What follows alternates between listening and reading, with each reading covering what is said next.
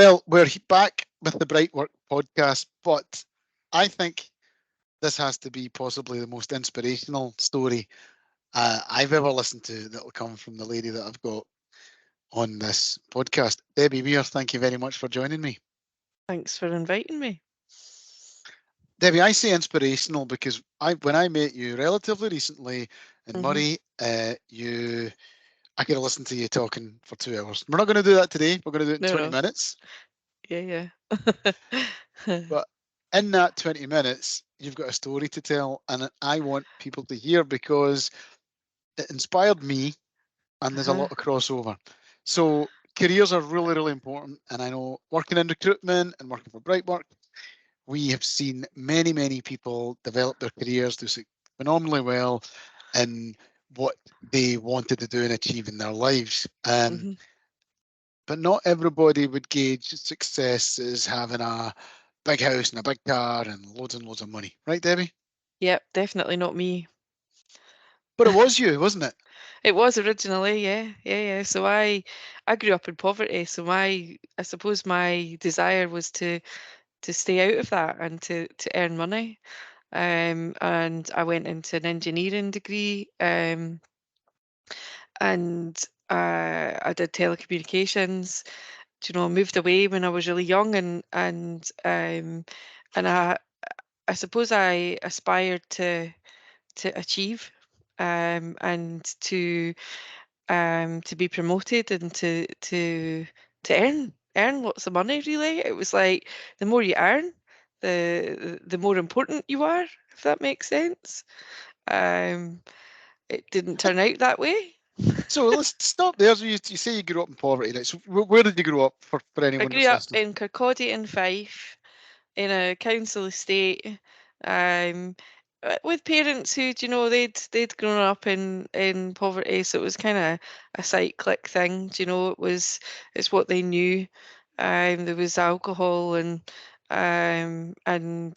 domestic abuse, and it wasn't the greatest of childhoods. And for me, it was time to get out, and that's what I did. It's just time to get. I mean, they're two fairly well. When you alcohol, domestic abuse, there's fairly well, not fairly. Why am I saying fairly? Traumatic events going on through your childhood, pretty life shaping, and the effect you well documented. Let's be honest, it's well documented how that can affect you and how that affects you later on in life. What you're saying is you to escape it. What did you do? You went away then? You went away to I college? went to Coventry. I Right. went to Coventry. Uh-huh. I got an apprenticeship where I would study at the same time. I worked for a company called GPT, and they manufacture telephone exchanges. So that was my role. Was I would go out there into the world of telecommunications. So spent my life on BT sites and installing and testing. So I was a commissioning engineer. So I would test telephone exchanges. So digital telephone exchanges. And was in the telecoms industry. And I suppose I was quite driven to be successful.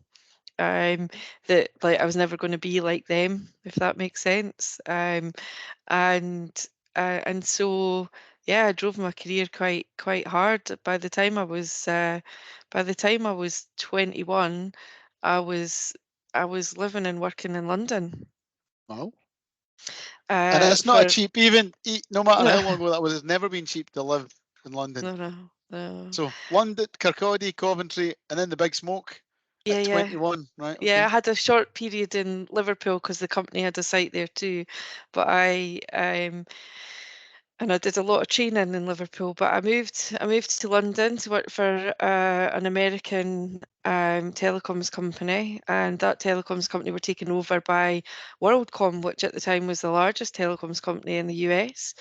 And so I became an employee of WorldCom, and just moved up the ranks really, and actually left there to go to another telecoms company to be European manager, and spent from being the young lass on the exchange floor testing the exchanges, I was the European manager in a suit with a briefcase, and spent all of my time at Heathrow traveling across Europe. And I think trauma from my childhood was something that really took hold, and it was, I found myself really, really struggling with alcohol and drugs, and actually it was time. I was 25, and it was time to kick that, and I put that down, and then thought, why am I here? What's this all about? I found myself in a position where I was in London. I had a house in London, and I spent all of my time traveling, and I was really utterly miserable. I was making lots and lots of money, but I was not happy at all. And I just thought, right, it's time to change. And so I handed the keys of my house. I resigned, and then handed the keys of my house to the estate agent and moved up to Fort William. So this was let me just get back to this, right? So you're 25, right? Uh-huh. Traveling all around Europe. You're sitting in your briefcase, loads of money. But you mentioned alcohol and drugs. Was this something that was to become part of the lifestyle then, whilst at It had, work, yeah, right? it was Yeah. it was a huge part of the lifestyle. I mean, I was an engineer. I worked with men. Mhm.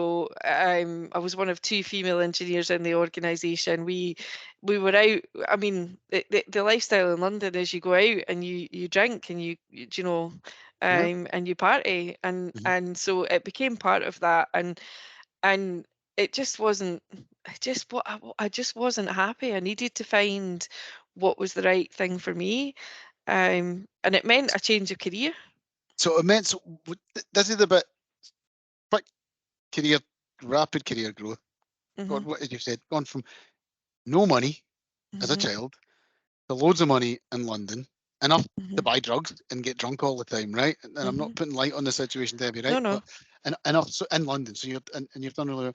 And then something's clicked, and you say, "I'm just not happy. I'm just not happy." And to be that dramatic, resign, keys to your house, and just leave to go somewhere so remote, Mhm. so far away And clean from that lifestyle, toilets. and clean toilets. So that's what you went to do. So Yeah. you left all of that to go and clean toilets. Tell me, I what's went this? What's this trigger first I before you go went and and clean the got toilets? I went and got a little job. I didn't need a job. I'd money. I didn't need a job. Do you know? Right. Okay. And so I just needed to be busy and do something and be Mhm. helpful. And the lady that I was staying with, I took me and the dog. We just moved. Do you know? We just took all our stuff and we moved. And and I was single, do you know, I wasn't in a relationship or anything, and I moved up to Fort William, and there was the lady that I lived with, her friend needed somebody to do housekeeping because she was short of staff, so I went and did it, and I absolutely loved it. It was great fun, do you know, did a bit of waitressing, and I had done that earlier when I was a teenager, do you know, so I'd done bar work and all of that stuff. So it was great. I quite enjoyed it, and I went I kind of moved into, I went up there and said I'm never doing telecoms again, and I ended up a manager at BT, but I only lasted a year, Mhm. and I resigned from that because you kind of fall back into what you know, and what I decided was it definitely wasn't for me, and so I retrained. I went back to studying, and I retrained and became a careers advisor and started to work and was supporting kids to make decisions about where they wanted to go, do you know? And actually it was great for a while, but actually I just merged towards the kids that were in trouble. Do you Mhm. know, the kids that Where had is had this? Is this in Fort William then? This this was is in Fort right. William at Okay. Lochaber Yeah. High School Oh, yeah. and Yeah. Malik High School, Mhm. and and I just decided, actually, do you know, that's the route. I want to work with the kids that are really struggling, and so I just went down that route and started to kind of move down more the kind of sort of criminal justice route and working with young people. I worked in criminal justice social work for a while, but I always knew that I really, really needed to work with people and help them make change. And that's when I embarked on a coaching qualification, because actually I had I had moved to Fife, and I actually was kind of, struggling. I'd split up with my husband, and I'd because I'd been married and all of that in that time, and it was time to really kind of take this to where I wanted it to be. And I'd always wanted to set up my own charity to support children experiencing poverty, because it was where I came from. Yeah, we go. That's right. Hold on. So we've got this careers advice in Lochaber, right? Hmm. And in Fort William. And then you've said you've so sorry to put this reference, Lochaber no more, and you've gone Yeah, back yeah, back to absolutely, yeah. Fife, right? Back to Fife, and then you've said I want to be a coach, Hmm. right? And there's something. So this well, I can see it's a transition, isn't it? You've gone from the engineering role, high up role, up to Fort William, got into it, and then you realise you want to help people. And this is where I want to get to now. So where we are. So it was to help. So this the charity idea, and it related all Hmm. the way back to you growing up, right? So Hmm. this has triggered it. So you went away and done a coaching course then and got a qualification. I did. So I did a coaching course, and got qualification, and I changed jobs. I started to work for a charity. So rather, because I worked for a local authority, Right. and local authorities have their place, but ultimately, being in a local authority is extremely restrictive for me. It was anyway, and I really wanted to work for a charity. I mean, the ultimate goal was to set up my own, but I went to work for Serenians, who are a Mhm. charity based in Edinburgh, and I worked for their recovery service. And really, I was there to kind of, in the initial stages, helping to kind of set that up in Bathgate. And then after a year and a bit, I moved on and I did my coaching training whilst I was there.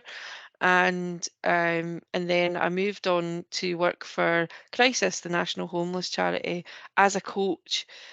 Right. Um, that was the best job in the world. Well, apart from the one Coaching. that I've got now. Well, okay, just really quickly then, as a Uh-huh. coach with Crisis, Mhm. homeless charity, what were you doing So I was to those? going into homeless accommodation. So in Edinburgh, I mean, it's changed a lot since I was there. I left in 2016, but the we would go into the bed and breakfast where homeless people were and chat to them and look at how can we help, what can we do. Crisis provided lots of classes and different activities that they could go to.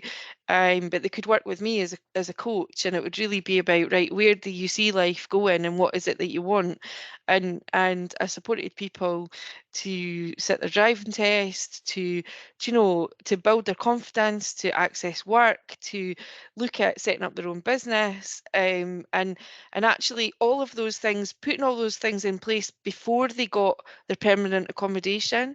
Because if you look at Maslow's hierarchy of needs, I'm sure you know what that is, but at the Yeah, bottom it says you need to have a roof over your head yeah, before you yeah, yeah, can get self-actualization. That's a yeah. load of rubbish.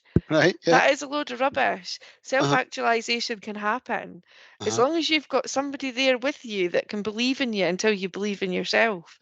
It truly is.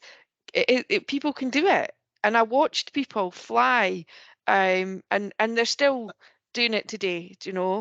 And it was a great job. But my husband made me move to You Murray. had to invert. Oh, here we go. So you invert that Maslow's hierarchy of needs. You had to invert it really in the case of Yeah, somebody who's yeah, homeless because they don't have yeah. somewhere to live. So to get them to that point, it doesn't work. I get it No, you because it's not. don't. You Yeah. could say that they've got somewhere to live if they've got temporary accommodation, but it doesn't have security. Mhm, Do you know? It doesn't have. It's not your home, and mhm. it doesn't have that long term um, place for you to be. Do you know? And even though people don't have that, they can still take steps forward. And coaching is just great because it totally empowers that person to do it for themselves. And I love it. Absolutely love it. It's the answer.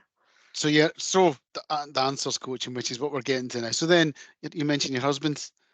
Yeah, Ask he's a whiskey lover. Right. Not so much a drinker, but definitely a collector. And we came to Murray on holiday, and he was like, "Why don't we retire here?" And then we were like, "Why would we wait till we retire?" And he Hmm. was made redundant, so it Hmm. was time to move. And I gave up my job with Crisis, and I moved to Murray, and Moved to that Murray. Whiskey country is just, whiskey I haven't seen, country. and the most beautiful part of Scotland by far. I Yeah, haven't spent a yeah, lot yeah. of time there. So you both moved to Murray, and what happened then? What's going on here? What do you do I now? I got a little job with a local authority Right. as a Okay. as a youth worker, Hmm. and became a senior youth worker. But actually, what it was just a part-time job that would see me through. And what I did was I set up my own charity. I set up Murray School Bank, which provides school uniform to kids living in poverty, which is fabulous. But it's just a sticky plaster. And really, what I needed to do is to help people get out of poverty. So I set up another organisation called Revolution for Good, which is going So from strength to strength. tell me about Revolution for Good. This is where we got really, where we could get Yeah. carried away. So tell me, what do you do? What's it? What is it? So Revolution for Good is a community-owned business and charity. So we have shareholders in the community. They invested in the organisation to get it off the ground. And what we do is we deliver coaching and counselling, which is what people told us they needed, and training for businesses. And then what we do with the profit is we support families experiencing poverty to help them get unstuck because they're stuck. Okay. Yeah. The government say that if you get a better job with more pay, you get more benefits, or if you spend less, then that will get you out of poverty. But that's a load of rubbish. It doesn't. The long-term mental and emotional effects of being in poverty mean that people's self-confidence and self-worth is on the floor, Hmm. and mental health problems, and really, many of the people that we spoke to said we're just stuck and we need help from where we are right now. And so that's what we're doing. We're providing counselling and coaching to help families move forward. It's hugely successful. Usually, Hugely. so what's success then? Tell me now. So we talked about what So what's success, success? what success was at the start, or not? It was what we thought, what I thought. People think, may think. It's all in the eye of the beholder. What is success now in Revolution for Good? Well, success when I was 18 was earning as much money as possible, and success now is I don't care about money. Success is given to other people. Success is about helping others change. Success is see the light switched on when people realize, actually, if I just change that, it'll be different.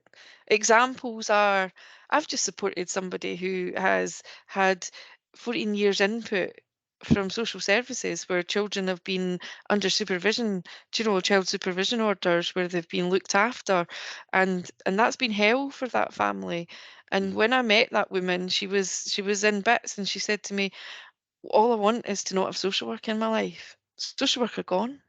Hmm. Social worker gone, and I took them as a family yesterday. I gave them a lift yesterday, to our beach hut. We've got a beach hut. Murray School Bank's got a beach hut, Hmm. and I took the whole family went to the beach yesterday, and they had an absolute ball. Hmm. But life is totally different because the kids are all back at home, and mum is moving forward. So Hmm. she this week she's going to go to Murray Council adult learning team to look at sitting her driving theory, and to learn to drive. She's applied to college, and this is somebody that's never had a career and is in her 30s. But it's making those choices, and they've all been hers. I've done nothing other Hmm. than stand with her. Hmm. And to a certain extent, I'm quite a tough coach. You Hmm. talked about that it's about holding people to account, and Hmm. and and I do kick people up the backside, and I do Hmm. actually say, hold on a minute, Hmm. you're doing this, but you said you were doing that, Hmm. and this is what's happening. So it really is about um challenging people quite strongly, but we contract that at the beginning. So I make people know, this coaching is about challenging you. If I don't think that you're doing what you said you were going to do, then and challenging works. Do you know, people hold themselves to account and make change. We've got a woman on our board. I know I could talk about this forever. So No, if go on ahead. I'm do you know, interested. we supported a woman who, do you know, she had a long-term alcohol issue, and she won't mind me saying it because she says it herself, and she's done lots of lots of talking about her story for Revolution, you know. But she joined the board because she'd actually was in a place where she had made an attempt on her own life. She'd lost custody of her child. Do you know, she'd lost her job at the lowest ebb. We worked with her for 6 months, and in that 6 months, do you know, she made huge change in her life. She had stopped drinking, but she hadn't stopped using drugs, and she was challenged on that, and she made that choice, and she's now, do you know, over a year clean, got a job with Arrows as a recovery worker. She's been volunteering and, do you know, supporting people in a similar situation. She's got her son back, lives her best life, absolutely living her best life, clean and sober, and you know, just making change, and that's what challenge can do. So this coaching, right? Okay, and I know I've learned a lot about coaching over the last year. You can intimated that. You talked about the Yep. contract and setting it, but this high support, which you obviously are, and high challenge, and the success. So, you know, people talk about coaching in a business sense, and it's executive coaching and getting people better, better at what they do, which is great, and there's an element for that. But there's actually coaching people who are at the lowest ebb in life, Yep. at the lowest point, and actually them having that self-realization, and they make choices for themselves for the better. Changing people's Some lives. really Yeah. good example of it, Debbie. Tell me then. So it's again, the organisation's called Revolution for Good. Revolution for Good, and also you're the founder of Murray School Bank, Yep. and community funded, as you said, Revolution for Good. Absolutely. You've got an open shareholder We've got a share offer open at the share moment where offer. people can join us. So if they go to our website, which is revolutionforgood.org.uk, then you can see our share offer. So we're looking for investment. Kind of works like a bank account, like an ISA. You don't get a dividend because all of our profit goes into helping people. So you're not getting any profit, but what you will get is a 3% year on year. And we would look to keep your investment for 5 years, and then you can apply to have it back. So yeah, Great, it's a pretty good deal. sounds good. Right, Yeah. Revolution for Good. You've got the website there. Debbie Weir, absolutely fantastic talking to you again. Thank you Um, so much for having me. a story worth sharing. And I think it's part of a series, hopefully we can do as time goes on, about people's careers, interesting careers, and that is one of the most interesting I've ever heard. Thank you so much for your time, Debbie. Thank you.